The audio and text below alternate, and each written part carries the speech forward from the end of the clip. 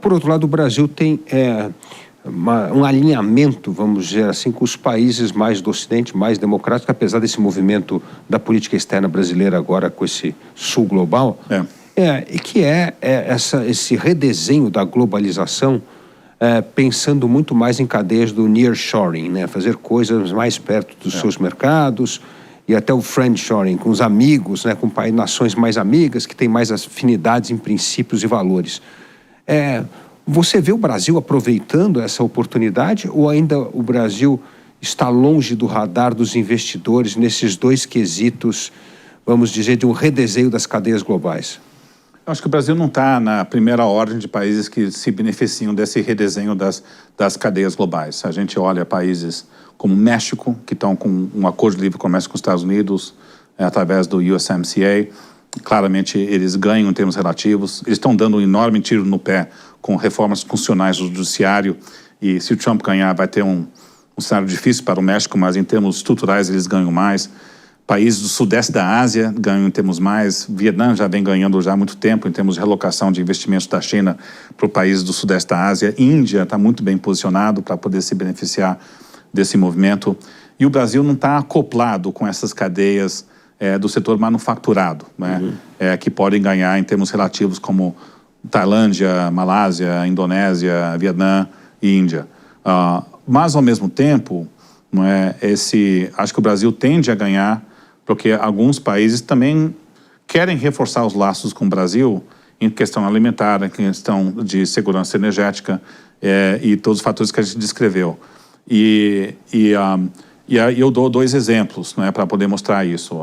Nós temos a liderança chinesa. O presidente Xi Jinping está mais interessado em realçar laços com o Brasil porque eles estão querendo reduzir a dependência na economia americana. Então, se a gente olha um debate hoje em Brasília é se o Brasil vai entrar na rota da seda ou não. Isso. O presidente Xi Jinping virá para o Brasil na reunião do G20 18 e 19 e ele está querendo que o Brasil entre na rota da seda porque tem um desejo chinês de realçar laços com o Brasil com uma estratégia maior, de redear os seus riscos. Então pode ter, muitas vezes chineses prometem investimentos e não vêm. Eu acho que eles estão querendo também trazer produtos deles. Mas tem um apetite maior para investimento chinês e o governo brasileiro está avaliando se entra ou não nessa rota da seda. É uma decisão importante que pode vir. E, ao mesmo tempo, você tem uma negociação da União Europeia com o Mercosul que também está voltando à tona. Quando eu converso com assessores palacianos e no Itamaraty, eles estão querendo afirmar esse acordo também na reunião do G20, E com a recondução da Ursula von der Leyen na União Europeia e a Alemanha, em particular, que é um acordo, eles enxergam a relação com o Brasil com uma parceria mais estratégica, exatamente por causa da crise da Ucrânia e incerteza com os Estados Unidos. Então veja que o Brasil, mesmo que não esteja na primeira camada de se ganhar com essas cadeias produtivas, ganha em termos relativos com esses conflitos geopolíticos. E o fato que na reunião do G20 tem dois acordos em jogo, Rota da Seda com China e União Europeia e Mercosul, é emblemático desse ambiente.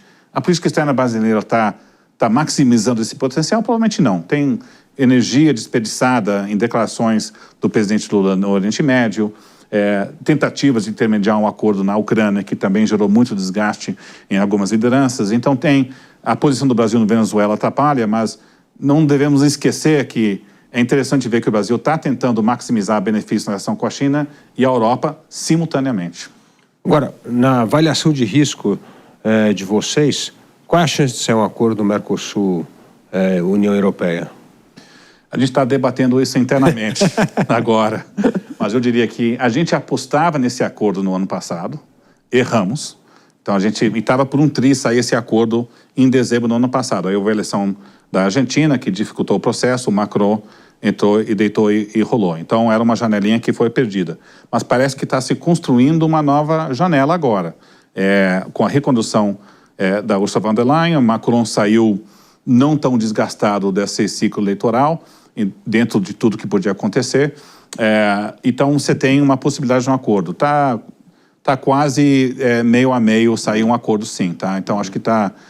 mas a gente está avaliando isso agora para sair com uma prioridade mais firme. E o segundo ponto é se esse investimento Rota da Seda não vai fazer o Brasil muito dependente do investimento chinês em infraestrutura? Ou seja, a dependência do Brasil da China aumentaria significativamente? Eu acredito que não, Dávila. Eu acho que a razão é que o Brasil, em comparação com outros países, não dá garantia soberana para financiar projetos de infraestrutura chinês, né? O que acontece em outros países na Rota da Seda. Principalmente na África. Lá na África, assim por diante. Aí você tem, de fato, uma dependência com a China maior, onde você pode reaver ativos do país se você não tem pagamento dessas dívidas. E o Brasil não faz isso. Então, a pergunta é, ok, se você não faz isso, entrando na Rota da Seda, vai aumentar investimentos chineses de forma relevante? E a resposta é provavelmente não. Que investimentos chineses vão ser feitos sobre a variação dos projetos específicos, e não é por acaso que investimento chinês está mais pesado no setor elétrico, petróleo e gás, que tem um retorno mais previsível de rede de transmissão e assim por diante. Então, entrar na Rota da Seda não muda essa equação. E, na verdade, um argumento interno do governo, particularmente no Itamaraty e alguns outros órgãos, olha, entrando na Rota da Seda, você sinaliza uma proximidade com a China maior, mas você não tem um retorno de investimentos e ganhos para o país. Então, no fundo, o argumento para não entrar vamos manter uma posição privilegiada com a China, bilateral, e não vamos nos apequenar para entrar na Rota da Seda com um retorno não é tão grande. Eu acho esse argumento convincente. Outros no governo acham que pode ter algo em retorno especificamente, de investimentos e assim por diante. Mas eu acho que a boa notícia é que nós estamos com uma proximidade e uma relação mais próxima econômica e diplomata com a China, mas isso é um caminho lento que está vindo, não é? Acho que independente do acordo da Rota da Seda ou não. Se entrar na Rota da Seda é um sinal diplomático que pode ter repercussão lá fora, particularmente se o Donald Trump ganhar. Imagina o cenário, o Donald Trump ganha 5 de novembro, o presidente Xi Jinping vem para o Brasil, anuncia a Rota da Seda e um governo Trump muito anti-China. E aí o Brasil pode entrar no radar de um governo Trump mais do que deveria, não é? Essa é a sequência que mais me preocupa. Mas não necessariamente que o acordo em si muda estruturalmente a relação do Brasil com a China. Nós já tivemos essa disputa com a Huawei, né, no Brasil, quando foi aquela velha história que mostrou essa tensão entre China, Estados Unidos e Brasil, né? Isso, né? Então, eu acho que, assim, no fundo, o Brasil vai tentar maximizar a relação com a Europa, com a China e manter portas abertas com os Estados Unidos, mas quando você tem um acirramento da relação Estados Unidos e China que pode piorar bastante se o Trump ganhar, esse equilíbrio fica mais difícil de se manter. E falando em América do Sul, precisamos tratar da Argentina. A Argentina vem fazendo uma mudança de rumo extraordinária desde que Milei assumiu a presidência do país. Aliás, até mais favorável ao acordo, né? Mercosul, Comunidade Europeia, né? E se essas reformas saírem do papel e colocarem a Argentina, vamos dizer, num bloco mais abertura econômica, mais liberal, qual é o impacto que isso vai ter, não só na América do Sul, mas principalmente as atenções do mundo voltando o seu olhar para a Argentina como uma opção além do Brasil? É interessante. A gente olha quais são os dois países de mercados emergentes que estão fazendo uma agenda de reforma mais ampla, arrumando suas contas fiscais, e é Argentina e Turquia. Né? Mas são dois países que chegaram no fundo do poço, gerou uma crise maior, e na Argentina, de fato, o governo Milei está fazendo uma ampla agenda de ajuste fiscal, liberalização da própria economia, e, de fato, o interesse na Argentina está crescendo. O desafio é que é um ajuste incompleto. E eles têm uma armadilha que é difícil desarmar, que você tem um regime de controle de cambial, né, que eles estão segurando, né, que está impedindo, né, mais investimentos no país, porque se você não consegue tirar seus dólares, por que você vai investir mais no seu próprio país? O desafio para o Milei é, se você liberalizar o câmbio, você pode ter remessas saindo, o câmbio pode desvalorizar e traz mais inflação bem antes da eleição para o Congresso no ano que vem. Então, veja, e o plano deles é o seguinte: vamos fazer um ajuste fiscal amplo, né? Ganhar mais credibilidade. Quando a gente liberaliza o câmbio, o controle de capitais, não vamos ter essa desvalorização tão grande. Mas tem um temor de sair desse controle de capitais. Então, eles estão um pouco numa sinuca de bica agora. Então, eu acho que ainda, eu diria que eles têm que atravessar esse período, desarmar essa bomba, e aí sim você pode ter um perfil mais positivo para a Argentina. Mas é uma equação delicada, porque se você liberalizar o controle de capitais, você pode perder apoio popular e sair mal nessas eleições no ano que vem. Ou seja, isso deve ser feito após as eleições de 2025. Esse é o grande debate na Argentina hoje. Se eles tentam fazer a liberalização do câmbio agora, mais cedo, para tentar gerar um crescimento lá na frente, mas correr um risco da eleição, ou você segura o controle de capitais, sai bem nas eleições, aí faz um ajuste pós, né? Então a gente está um pouquinho mais para o segundo, mas aí é evitar uma perda de apoio popular e você mina o potencial do crescimento da economia porque você não liberaliza o câmbio. Então esse é o desafio. Então eu diria que o Milei foi muito bem nessa primeira etapa do governo, melhor do que a gente esperava na Eurásia. A gente já estava achando que podia perder um apoio popular mais do que perdeu, então nós fomos surpreendidos com isso. Então tem uma possibilidade de um ajuste exitoso, mas essa última perna ainda é difícil superar. Um ponto importante, você tocou sobre o México, com reformas populistas que podem piorar muito a segurança jurídica no México, né? Principalmente com essa história de eleição de juízes, todas essas medidas populistas aí.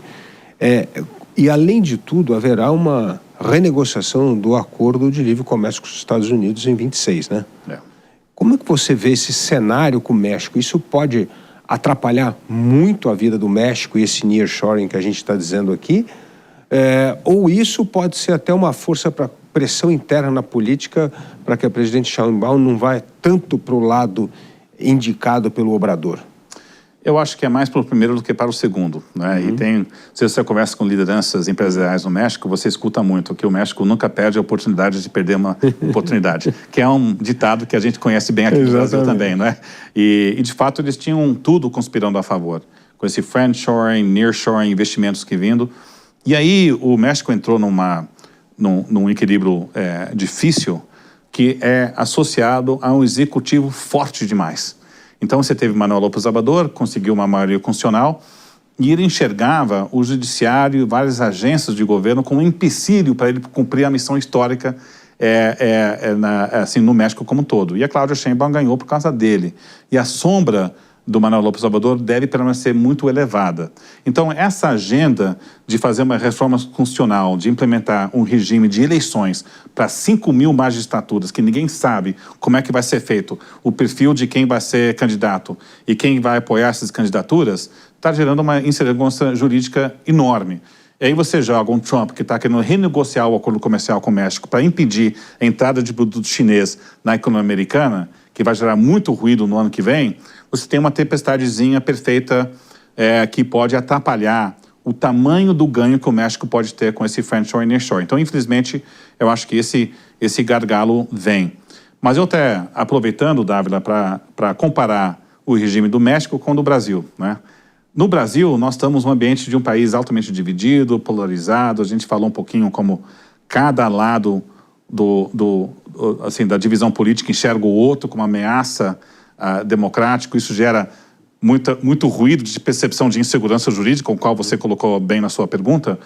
Mas, pelo menos, o que nos salva é que nós temos um sistema político razoavelmente bem equilibrado, onde as capacidades de um lado ter uma potencial de dominância política é bem limitada. Então, a gente está vendo esses freios e contrapesos. Então, o Supremo pode ter extrapolado os seus limites, as sumas das decisões, mas agora a oposição está organizando para eleger mais senadores que explicitamente para tentar colocar um cheque ao Poder Judiciário, que, no fundo, deve agir para tentar abaixar um pouco essa bola, né? E você pode ter algumas propostas no Senado que, assim, tem algumas propostas ruins, mas outras que são bem razoáveis. Então, é interessante que o ruído aqui é muito mais elevado, mas o risco de insegurança jurídica é menor, porque dificilmente tem um lado político que consegue se sobrepor totalmente ao outro.